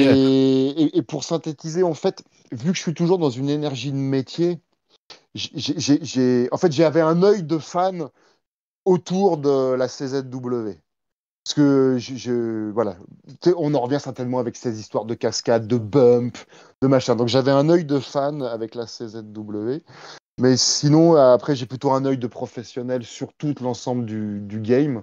Donc là où ça m'a fait battre le cœur, c'est DJ, quoi. Et là, est-ce que tu as. Alors, on a parlé là, des anciens, des coachs, des machins, etc. Et au niveau des Mhm. jeunes, là, est-ce que tu as des jeunes qui montent là, pour qui tu sens là un petit avenir sympa qui est en train de se profiler? Pour mes élèves, Ouais, pour tes élèves, ouais. ouais, bien sûr, il y a Machete, Machete, ouais. Machete, je le connais, moi, déjà, ouais. ouais, Machete, Alex Nakache, qui dans 2 ans sera au top. Là, il est jeune encore, il a 20 ans. Il a commencé à 14 ans, d'ailleurs, chez nous. Vache. Et il y a des images, il y a des. C'était pas gagné. Et donc, ça, il y a des images qui peuvent enfin, qui peuvent. Je lui faisais faire des trucs sur des tapis de 30 centimètres d'épaisseur, tu vois. Bon, bref. Il y a Alex Nakache, il y a Ben Rodredge Miller, il y a Big Sabri, qui là est en train de popper. En fait, je fais ma série mensuelle des shows qui s'appelle SPQR, c'est pour faire émerger mes talents. Et qui doit émerger, émergera. Qui sera acheté par le public, hein, ni plus ni moins, c'est ça. Qui sera acheté par le public sera acheté par le public. Et là, il en ressort Big Sabri, qui est acheté par le public. Là, donc, par exemple, je sais pas, Big Sabri, il a commencé au cœur du Covid quasiment. Donc, je vous parlais, pardon, des gens qui apprennent vite. Donc, Ouais. je sais pas, il a 1 an et demi ou 2 ans derrière lui de catch. Le 11 juin, non, le 5 juin, il est booké à la HPW. Le 11 juin, il est booké chez nous à la Aya Catch. Le week-end d'après, il est booké chez Hexagon Catch. Mais ça, il y en a qui attendent des années pour avoir ça, hein. J'imagine que, Donc, ouais, pour avoir ces spots-là, ouais, des fois, ça met des années, ça m'étonne pas, ça. c'est ça. Il y a Prince Athème aussi, qui commence à avoir le vent en poupe. Mais bon, là, il y a Machete qui vient de devenir champion Aya Catch. Sur tes shows, Voilà. tu fais venir, donc c'est les élèves de ton école, etc. Mais est-ce que tu fais venir aussi des mecs de fédés extérieurs? Enfin, est-ce que tu bookes en fait des catcheurs français d'un peu partout? Bien sûr, j'ai fait venir Valek Cuervo. Là, récemment, hein, je parle qu'après Covid, hein, parce que finalement, c'est Ouais. une nouvelle vie, hein, malheureusement. J'ai fait venir Valek Cuervo, j'ai fait venir Balzac, j'ai fait venir Ravage, qui en 2007 Ah, qui Ravage, il avait est passé chez nous aussi. ben oui, oui, j'avais entendu oui, tout à fait. Et qui a fait un stage chez nous, ben, d'ailleurs en 2017, quand il était encore apprenti. Et il a participé au premier stage quand j'avais fait venir Paul Tucker Gallagher. Paul, là, qui sortait vraiment tout juste de la NXT UK. Et ouais, Sur Gravel. les, sur les showcases, comme on a vu à la Japan Touch, là, parce que il y avait deux Anglais, deux anglophones, alors j'imagine que c'était pas forcément de ton vivier. Mhm. Ça fait partie des choses quand tu construis le produit, effectivement, tu vas Ouais, chercher les bons catcheurs pour mettre dans le show. ouais, Comment ça se passe? Tu introduis une partie avec des gens qui sont chez toi ou tu pars des fois bien sur sûr. 100% sur des catcheurs que tu as alloués, enfin que tu pris pour construire le show? Comment ça se passe exactement? Non, je mélange. Ben, vu que j'ai une école de catch, il ne sera pas dit que mes élèves, pour ceux qui le méritent, que mes élèves travaillent, mes élèves sont bookés. Ouais, c'est ça. Voilà, donc c'est ce que je disais, hein. Sur les 500-600 qui sont passés, il y en a, je sais rien, il y en a 30, 50, ben voilà, mais non, malheureusement pas 50. Mais bon, voilà, tu comprends, mes élèves travaillent. D'accord, c'est top ça. Voilà, voilà. Donc, effectivement, je les fais travailler avec des talents internationaux. C'est comme ça qu'on level up encore plus. À la Japan Touch, oui, effectivement, j'ai fait venir Yuval Goldsmith, qui est mis en avant en ce moment fortement par la WXW, la fédération allemande et la fédération européenne, que vous pouvez retrouver sur le network de la VVE d'ailleurs. J'ai fait venir, comment il s'appelle, la El Diablo, qui s'appelle Ouais, ouais. putain, merde, Denis Babic. Je vais faire revenir Chris Jogic. Tout ça, c'est des talents des pays de l'Est, Croatie, Hongrie, tout ça. Pareil, avant Covid, j'ai fait venir des Hongrois, des Hongroises. Je travaille régulièrement maintenant avec Mila Schmidt aussi, qui réalise une belle carrière, qui a Oui, d'ailleurs été qui a été try-out à NXT UK. Oui, entre autres, et qui a fait une tournée aux États-Unis, qui a été travaillé chez DJ d'ailleurs. Et là, elle fait une tournée aux États-Unis, chez plein de fédés indie. Dans, dans l'essence, la VVE lui avait dit bon, écoute, travaille un peu sur le circuit indie et puis tu reviendras. Voilà. Donc, alors après, c'est la VVE, hein, ça peut être, tu reviendras dans 5 ans ou dans 5 mois, hein. On ne sait pas. Ça, c'est toujours le problème là-bas. Voilà. Et tiens, d'ailleurs, Mila Schmidt, une très, très, très, très, très bel exemple de persévérance et de motivation. Moi, j'ai eu l'occasion de la regarder un peu à NXT UK. Elle a eu quand elle a eu quelques spots. Et effectivement, c'est une jeune femme qui me paraît pas mal d'avenir. D'ailleurs, tu parlais de Shana. Qu'est-ce qu'elle devient, Shana, là? Parce qu'elle a disparu de la All Elite Wrestling. Et moi, depuis, je l'ai pas revue, quoi. Shanna, j'ai travaillé avec Shanna pendant des années. C'est vraiment une lutteuse exceptionnelle. Bah, moi, j'adore. Alors là, franchement, moi, j'étais ravi, hein. Franchement, quand je l'ai vue à la All Elite Wrestling, déjà, j'en revenais pas. Ouais. Et j'espérais qu'elle allait faire un peu son trou là-bas. Mais j'ai eu l'impression que c'était un petit peu, ça s'est un peu fini en autre boudin et c'est bien dommage. Et elle a travaillé aussi à la CZW. Et DJ l'avait hébergée chez lui et tout ça. Et en fait, c'est une réalité. Shanna, c'est de loin, mais haut la main, la meilleure catcheuse française. Mais haut la main. Moi, je suis quasiment amoureux de Shanna quand elle catch, quoi. Mais c'est une personnalité compliquée. Ah, Voilà. d'où Donc, peut-être les petits soucis politiques, peut-être. comme tu dis, qu'il y a pu y avoir à la All Ouais, Elite Wrestling, quoi. peut-être. Mais alors, pour le coup, même si j'avais eu des bruits, par délicatesse, j'en parlerai pas, mais j'ai eu aucun bruit, je sais pas, en fait, je sais pas. Ouais, ouais. Mais tu vois, c'est. Shana, je me souviens pour l'anecdote, ça va intéresser nos amis fans de catch et workers. Donc, elle a été luttée au Japon pendant quelques mois ou je sais plus. Quand, avant d'aller lutter au Japon, Shana s'est déjà réputé le bombardier féminin en France, quoi. Et puis, elle fait ses 2 premiers matchs au Japon. Donc, dans le deuxième, elle se fait ouvrir. Elle se fait ouvrir le pif ou une arcade ou je sais plus quoi. Mais au Japon, hein. Là, on est plus tu te fais mal, plus c'est pour la cause, plus tu seras honorifié. Et donc, bref. Et là, c'est la première fois que je vois ma Shana dans le mal. Dans le mal, sur son premier match qu'elle a fait là-bas. Tellement il faut de la caisse au Japon, quoi.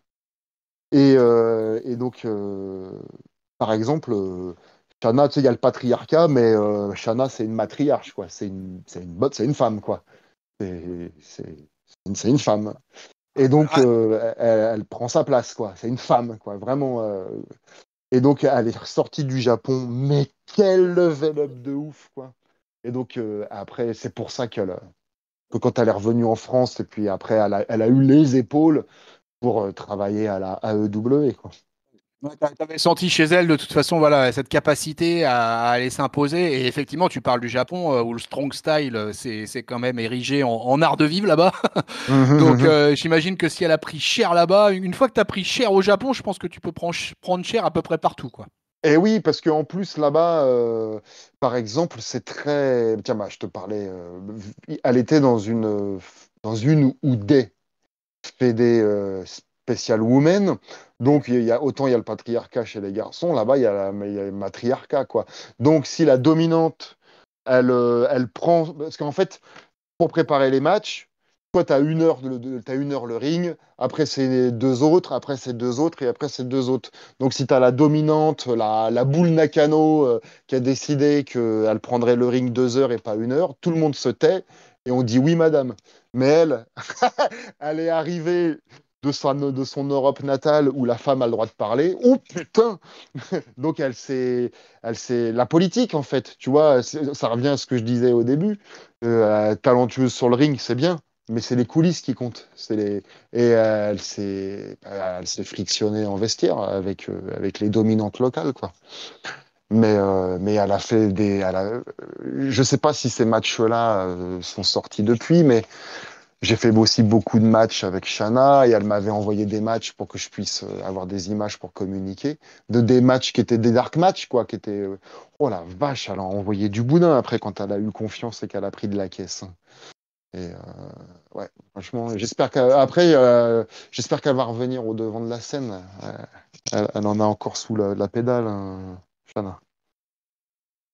Ah, je parle dans le vent depuis tout à l'heure, Non, non, peut-être? non, non, Non, non, non. non, non, non, non, non, non. Mais tonton a parfois des petits problèmes de micro. D'accord, Nous, ok. on a l'habitude à catch-up, donc il n'y a pas de, y a pas de souci. Il n'y a pas de souci. J'étais tellement sous le coup de l'émotion d'écouter Stéphane parler de Shanna là parce que moi vraiment j'y croyais tellement quand elle est arrivée à All Elite Wrestling parce que moi je suis un suiveur assidu de la All Elite Wrestling et quand elle est arrivée déjà j'étais fier, voilà, une Ah bah française, oui. tu vois, une française qui débarque dans la deuxième plus grosse fédé américaine, nouvellement créée en plus quoi, et je m'étais dit putain c'est peut-être la porte ouverte à d'autres workers. Et puis malheureusement bon ça s'est pas forcément bien terminé. Et puis cette porte ouverte que j'espérais, eh ben pour l'instant, elle marche pas très très bien, quoi. Comment tu vois toi Ouais. le futur ou ce fameux plafond de verre là dont on parle souvent dans le monde du catch par rapport aux catcheurs et catcheuses français là sur au niveau international, au niveau catch mondial. Est-ce que tu crois qu'il y a des petits jeunes ou peut-être même des workers actuels qui seraient capables de briser ce fameux plafond de verre pour se faire embaucher comme l'a fait Shanna à la IW dans une fédé mondialement connue? Oui, on ne peut pas la citer, alors c'est ça. Et- Si. si, on peut, on peut. Si, oui, tout à fait. Bah, pour passer le plafond de verre, déjà, il faudrait que nos piou-piou workers français puissent correspondre à un besoin. Peut-être par exemple le besoin de conquérir le marché européen. La VVE, pendant longtemps j'avais un doute, et puis là, finalement, il me semble que là, il se tourne vers le marché européen. Donc, j'en veux pour preuve, avant Covid, les tryouts qui faisaient 2 fois par an, un en Angleterre et un en Allemagne, à chaque fois.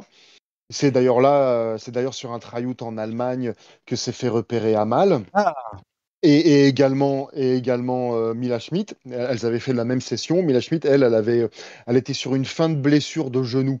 Donc, il lui avait dit, Don't worry, enfin, tu reviendras. Et donc, elle est revenue, hein, comme on sait. Et puis après, ils lui ont dit, refais un petit peu de match de show en indie, et puis on te recontactera. Donc, euh, il y a quand même de l'espoir, il y a quand même de l'espoir. Il y a même un peu plus que d'espoir, mais j'irais jusqu'à dire qu'on a nos fameuses 15-20 ans de retard sur les États-Unis habituels, on va dire. c'est Mais vrai. donc, après, donc nous, on a des jolis poids lourds, notamment comme Tristan Archer ou des choses comme ça, qui a été encore s'illustrer là récemment à la NXT UK. Ce qu'il y a, c'est que les catcheurs ricains, ils ont le format de Tristan Archer, mais en plus, ils voltigent. En plus, ils font du catch style un peu indie, comme on peut voir à la AEW. Donc, ça rejoint aussi de remplir un besoin, quoi. De remplir un besoin.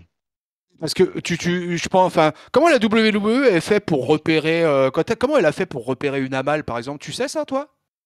Ah bah, c'est ce que je disais. Elle a été faire un tryout. Donc, alors, déjà, il me semble hein, qu'il faut porter sa candidature pour être pris à un tryout, déjà. Ah. Et ben, tout simplement, les workers français, workers et workeuses françaises, ils font, et même internationaux d'ailleurs, ils font des tryouts à la VVE. Mais il y a déjà un truc de passage pour y accéder. Alors, je pourrais pas te dire si c'est.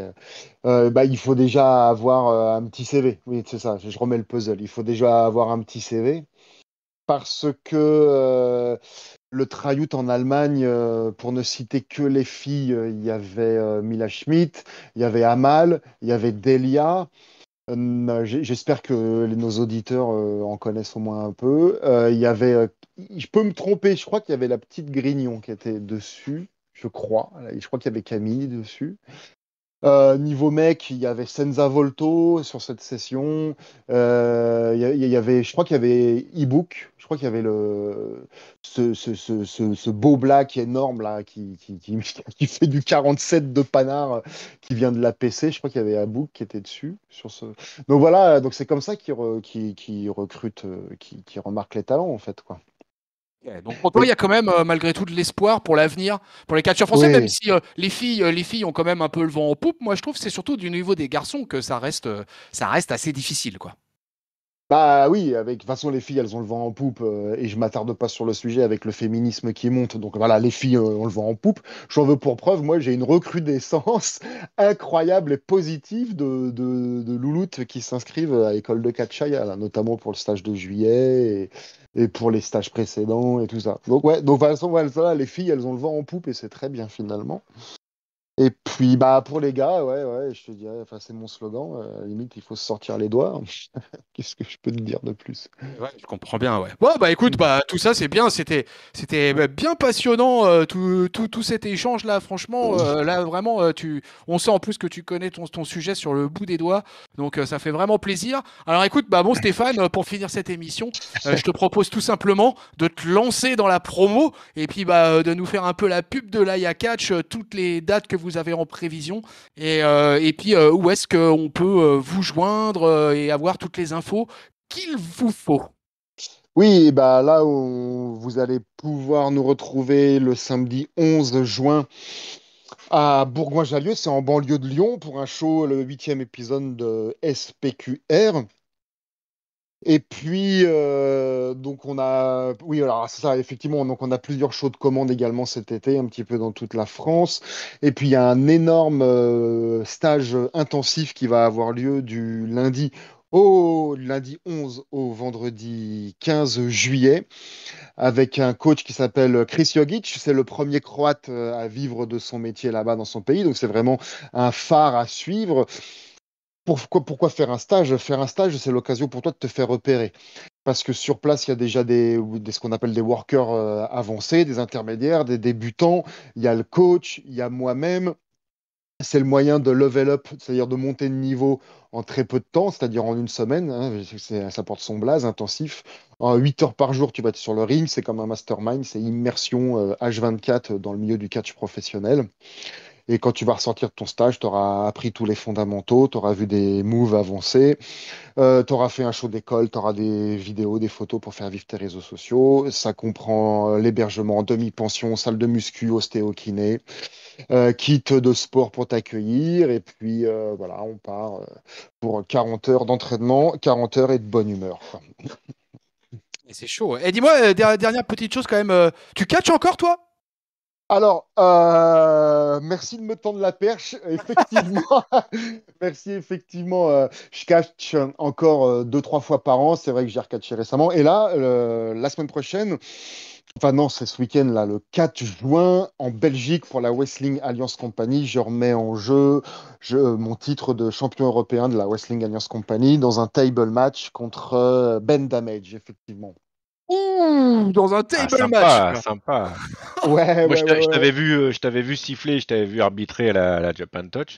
Mais ouais. effectivement, si tu continues en plus à être in-ring pour d'autres des activités un peu plus musculeuses, c'est vrai que c'est sympa tout ça. Oui, oui, tout à fait. C'est cool. Et au sein de ce gala, la Wrestling Alliance, je sais qu'il va y avoir un match de l'échelle. Il y a tous les big names de Belgique qui vont être là. Et puis, je monte avec mes Piu-Piu aussi, avec 3 de mes Cracky New. Et puis, voilà, on va assurer le game. Après, ils enchaînent à Béziers. Et puis après, voilà, c'est ça. Après, donc, on a la date du 11 juin chez nous. Après, j'ai un autre Piu-Piu qui va travailler pour l'Hexagone Catch. Donc voilà, il ne sera pas dit que les mecs qui sortent de l'école de catch Shaya ne soient pas bookés derrière quand ils ont du talent. Ouais, en tout cas, pour en avoir parlé avec El Payo et avec différents autres catcheurs que je connais, Ouais. t'as une sacrée réputation. Et Aya Catch, voilà, c'est connu tout le monde. Quand j'ai dit, tiens, j'ai eu l'occasion d'échanger avec Stéphane, tout le monde a dit, ah ouais, ah ouais, ah ouais. Donc vraiment, je pense que dans le business, tu fais partie des vieux routiers. Ok, cool. Et Oui. j'ai pu voir aussi dans les visuels qu'on a pour préparer les vignettes de nos jeux, j'ai pu voir aussi que tu es dans une super shape hein, quand même. Hein. Ah, Ouais. dans une super shape, oh, c'est aimable, hein, c'est gentil, c'est aimable. Je Ah si m'entretiens, si si hein. si, je l'ai vu en vrai, ça allait bien. Il y avait rien qui dépassait du maillot d'arbitre hein, en tout cas. Ouais, je m'entretiens, c'est gentil, c'est gentil, c'est gentil. Ah ouais, si tu t'entretiens, hein, ça fait pas de la fausse humilité là, parce que franchement, de ce que j'ai vu, on sent que effectivement tu t'entretiens et tu as bien raison. Eh ben écoutez, chères auditrices, chers auditeurs, j'espère que vous avez enjailler cette émission parce que vraiment c'était passionnant. Là, avec Stéphane, on a pu aborder des sujets que finalement on a peu l'occasion d'aborder dans le cadre des podcasts, etc. De catch. Donc là, vraiment, c'était vraiment super enrichissant. Je pense que on aurait pu passer 3 heures avec toi, ça nous aurait pas posé de problème avec l'Archange. Et donc vraiment, d'ailleurs, si on a l'occasion, je pense peut-être pour SPQR ou peut-être pour une prochaine émission, genre à la rentrée, tu vois, écoute, ça sera avec plaisir de te recevoir à nouveau. Et puis pour pouvoir parler, puis pourquoi pas d'ailleurs accueillir un de tes catcheurs aussi avec nous. Ça pourrait être assez sympa pour avoir le retour d'expérience d'un des jeunes que tu formes. En tout cas, nous, on reste totalement open. Eh bien écoutez, peuple de Catch-Up, si vous voulez retrouver tout ce qui concerne Catch-Up, c'est facile, vous pouvez nous rejoindre sur la communauté, sur le Discord, tous les liens sont dans la description de la vidéo. YouTube, abonnez-vous pour ne manquer aucun épisode sur Apple Podcast, PodCloud, Spotify, Podcast Addict, Deezer, Google Podcast. Les réseaux sociaux Twitter, Facebook, Instagram, le site officiel catchup.lepodcast.fr. Il ne me reste plus qu'à remercier mon tag team partenaire gérontologique of the day, en l'occurrence l'Archange Géliel. Merci à toi, mon bon Géliel. Merci, tonton, pour cette review, pour ce You Talk Too Much, hyper intéressant. J'en profite juste parce que vraiment, c'est l'opportunité qui a fait qu'on a pu rencontrer Stéphane, le convier, et que du coup, voilà, ça fait tout le sel et l'intérêt aussi de catch-up, de voir autre chose que des reviews, d'être dans l'univers en fait du catch français, du catch dans sa généralité. Et voilà, je trouve ça vraiment, vraiment sympa ce qu'on peut vous proposer là. Voilà. J'ai eu l'occasion, entre autres avec les catcheurs de la WPE, à lancer un appel à tous les acteurs du catch FR. Il n'y a pas de problème. Si vous voulez venir faire de la promotion sur Catch-Up, écoutez, vous êtes tous les bienvenus. Moi, plus on peut mettre en avant nos catcheurs français, mieux c'est. Donc n'hésitez pas à nous contacter avec tous les liens qu'on vous a donnés au préalable. On s'arrangera pour mettre aussi dans la vidéo les liens concernant Aya Wrestling. Il ne me reste plus qu'à remercier Stéphane Nogues, le chairman d'Aya Wrestling. Merci beaucoup à toi, Stéphane. Avec plaisir, vraiment. J'espère qu'on remettra ça rapidement. Eh ben écoute, j'espère le plus vite possible. Eh ben écoutez, peuple de catch-up, c'est sur ces bons mots qu'on va vous laisser. On vous souhaite une bonne semaine, pleine de catch. On vous fait des bisous, on vous fait des cordes à linge dans la face. Salut mon archange. Salut tonton, salut Stéphane, salut à tous. Salut Stéphane. Ciao. Et n'oubliez pas que l'avenir appartient à ceux qui s'enlèvent les doigts. Et salut peuple de catch-up.